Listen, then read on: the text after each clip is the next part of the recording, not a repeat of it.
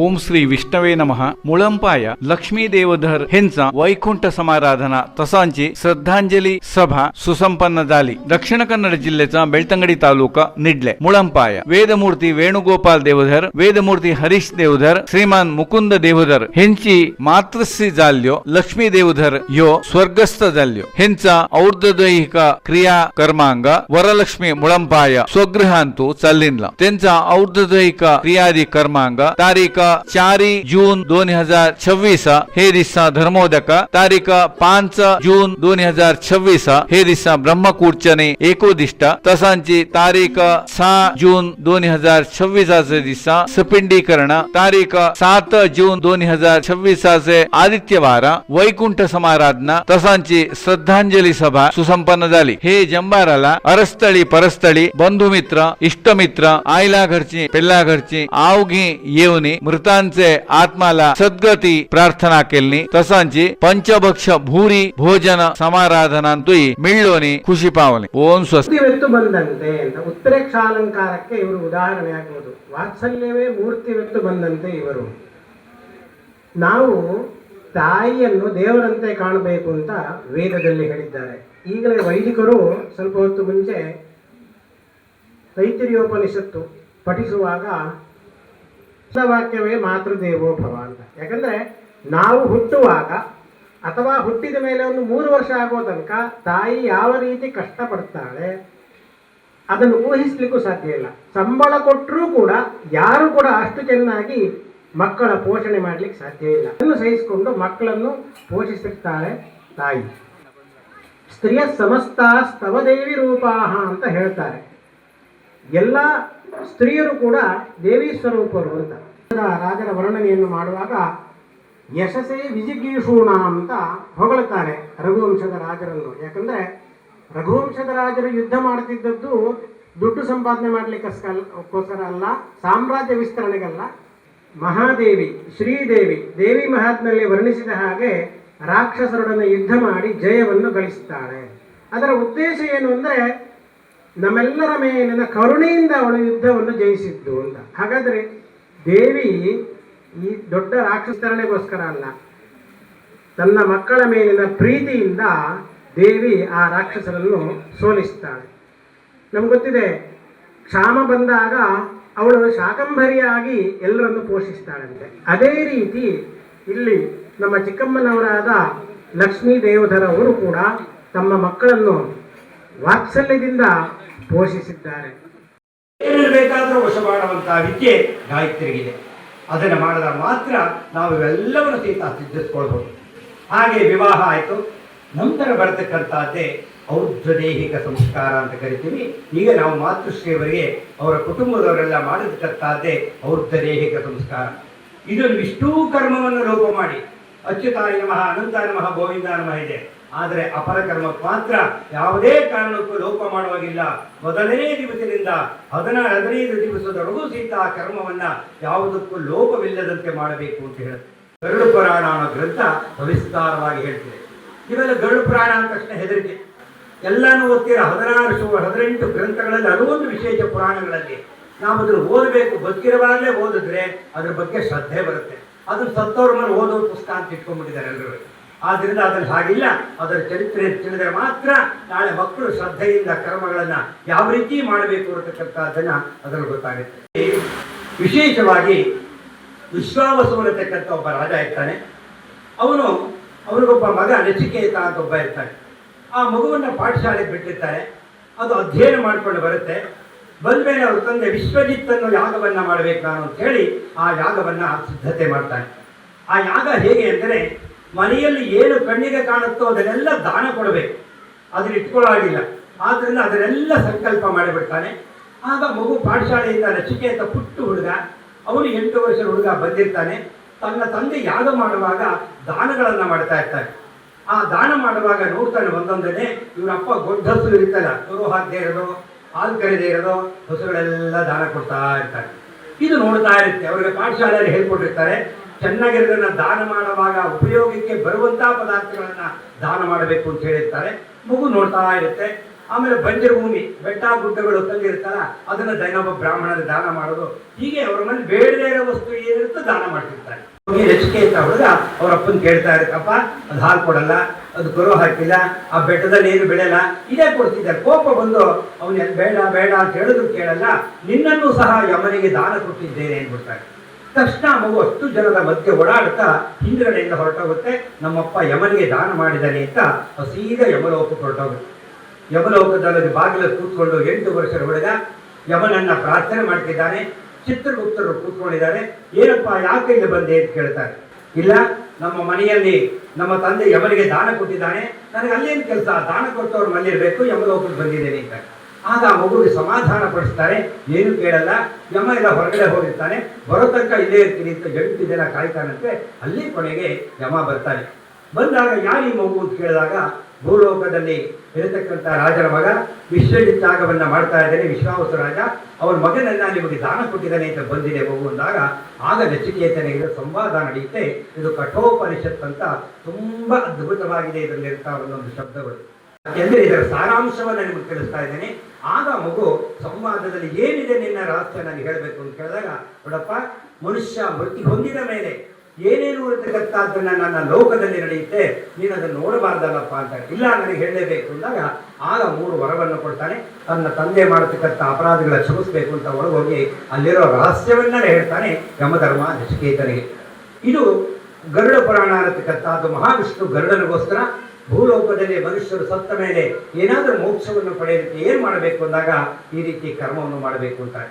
ಆಗ ಅದನ್ನು ತಿಳ್ಕೊಂಡು ಇವ್ರಿಗೆಲ್ಲವನ್ನು ಸಹಿತ ಗೊತ್ತಾಗುವಂತೆ ಮಾಡಿದಂಥ ಈ ಒಂದು ಔದ್ಧರೇಕ ಸಂಸ್ಕಾರ.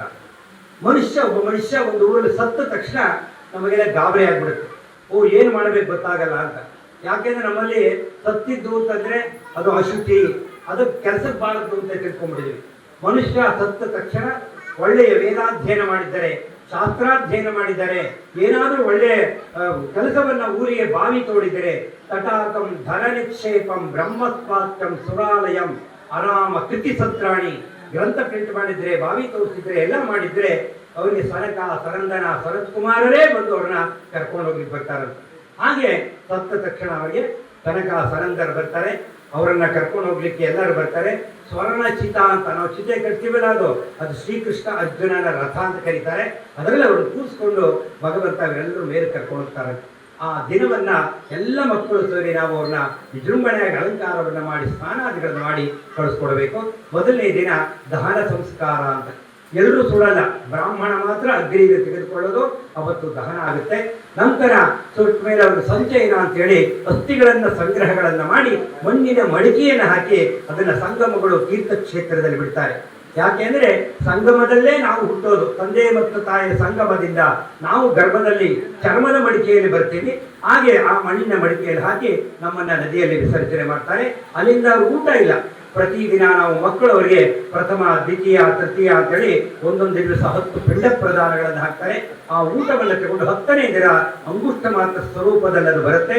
11ನೇ ದಿನ ಕುಶೋತ್ಸರ್ಗ ಅಂತೇಳಿ ಕರುವನ್ನು ಬಿಟ್ಟು 4 ದಿಕ್ಕಿಗೆ ಅವರನ್ನು ಕರ್ಕೊಂಡು ಹೋಗುವಾಗ ದಾರಿಯಲ್ಲಿ ತೊಂದರೆ ಮಾಡಬಾರ್ದು ಅಂತ ಕುಶೋತ್ಸರ್ಗ ಅಂತ ಮಾಡ್ತಾರೆ. 12ನೇ ದಿನ ಸಪಂಡೀಕರಣ ಶ್ರಾದ್ದ ಅಂತ ಮಾಡ್ತಾರೆ. ಅಂದ್ರೆ ಪಿಂಡದಲ್ಲಿ ಪಿಂಡವನ್ನು ಸೇರಿಸುವುದಷ್ಟೇ. ಅವರ ಅತ್ತೆ 3 ಜನ ಯಾರಿರ್ತಾರೋ ಅವರನ್ನ ಪಿಂಡ ಪ್ರದಾನ ಅಂತ ಮಾಡಿ ಸೇರಿಸ್ತೀವಿ. ನಂತರ ಅಲ್ಲಿ ವಿಶೇಷವಾದಂತಹ ಕರ್ಮ ನಡೆಯುತ್ತೆ, ದಶದಾನಗಳು ಅಂತ ಮಾಡ್ತಾರೆ.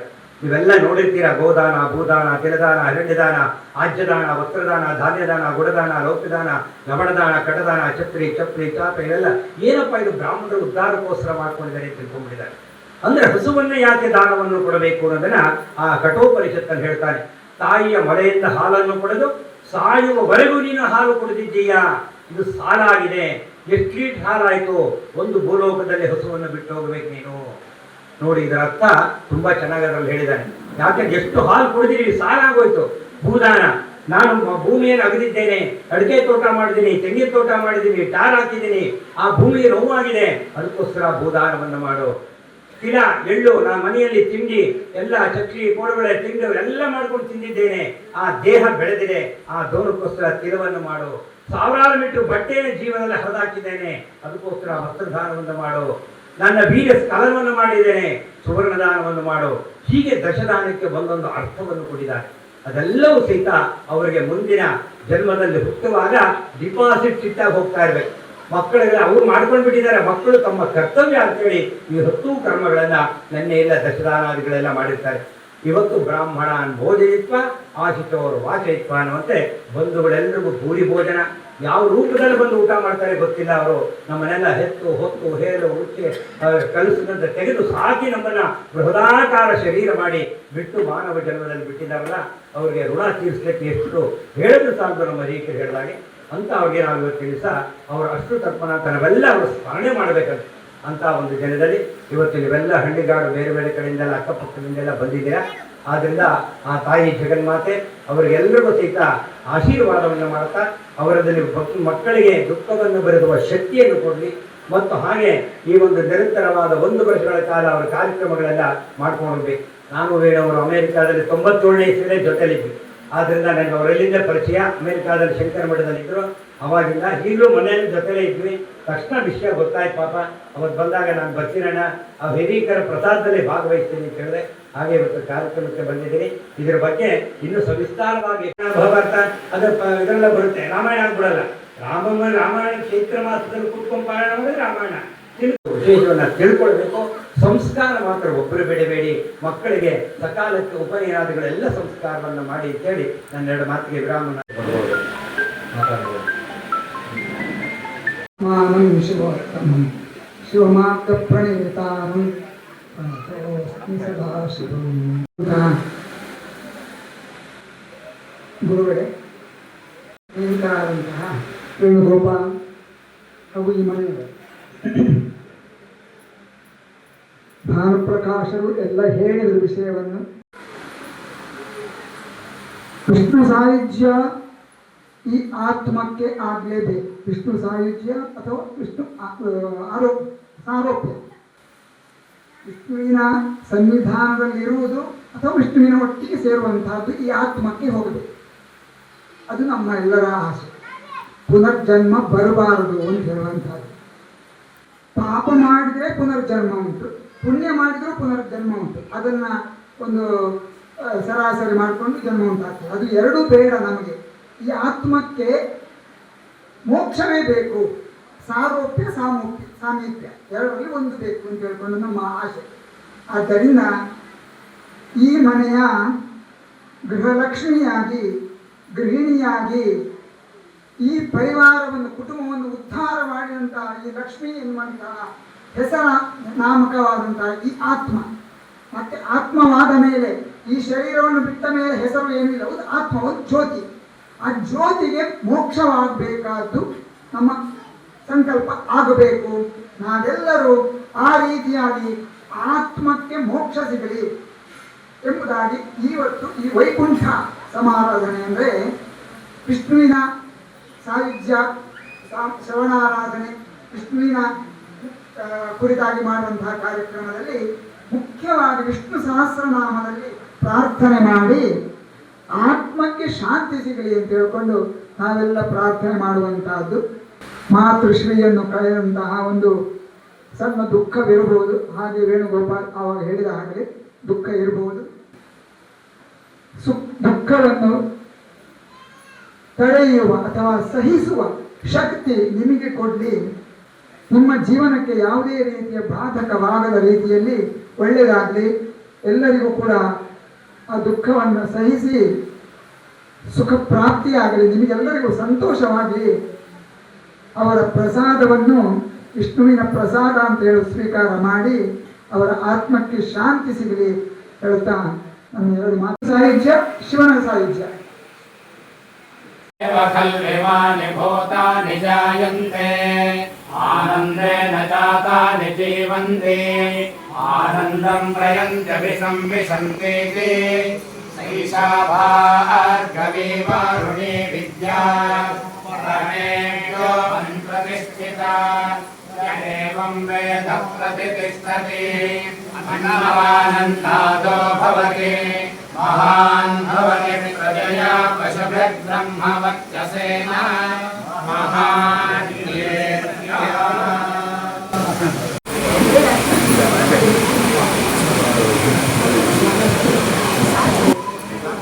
तदेव वचनानि विद्वान् योद्धत्सज्जमुखिं विधेम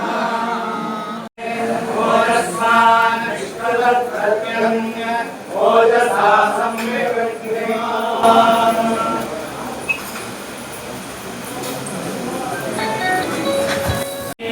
वयस्वदस्तु मे मुखम् वयस्वक्षिरोऽस्तु मे वयस्वान् विश्वतत्सत्यं वयसा संविवृद्धिमान्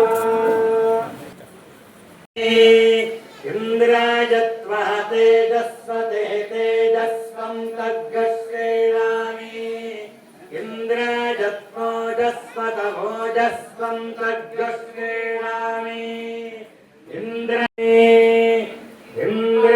इन्द्रायत्वाजुष्वत आजुष्वं तद्गश्रेणामि भागदेजेने उद्धरे ब्राह्मणो वै सर्वा देवताः सर्वाभिरेवेणं देवताभिर्धरति शतमानं भवति शतायुः पुरुषः शतेन्द्रिय अजुष्येवेन्द्रिये प्रतिष्ठति सुमङ्गलीरिजं वधूरिवां तमेकपश्यत सौभाग्यमस्ते दत्तायाधास्तं विपरेतना